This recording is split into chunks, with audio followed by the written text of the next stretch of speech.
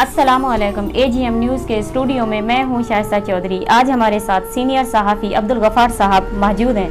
आइए आज जो हादसा ट्रेन का लियाकतपुर में हुआ है उसके बारे में बात करते हैं। जी बहुत शुक्रिया शाइस्ता चौधरी साहब। जो आज वाक़या हुआ है रहीम यार खान में, तहसील लियाकतपुर में हुआ है, बहुत ही अफसोसनाक सानिया है। इससे कुछ अरसा कबल सादिकाबाद में सानिया वल्हार हुआ था, उसमें भी तकरीबन 22 अफराद हलाक हुए थे। आज सुबह 6:30 बजे लियाकतपुर के करीब जो सानिया हुआ है, सिलेंडर फटने से पहले एक बोगी में आग लगी, उसके बाद ये आग फैलती हुई 3 बोगियों तक जा पहुंची। अब तक जो सरकारी दरें हैं उसके मुताबिक जो हलाकतों की तादाद हुई है वो 73 है, जबकि जख्मी अफराद की तादाद 100 से ज्यादा बताई जा रही है। इंतजामिया वहां पे पहुंच चुकी है। DCO रहीम यार खान जमील अहमद जमील, DPO रहीम यार खान और RPO राना इमरान महमूद साहब वहां पे पहुंचे हैं। वजीर आला उस्मान बुजदार साहब कुछ देर के बाद रहीम यार खान पहुंच रहे हैं। शेख रशीद साहब ने भी ऐलान कर दिया है जो शहीद हुए हैं उनके लिए फी कस 15 लाख और जो जख्मी हुआ है उसके लिए 5 लाख का ऐलान किया है। बहुत ही अफसोसनाक सानिया है जिला रहीम यार खान का।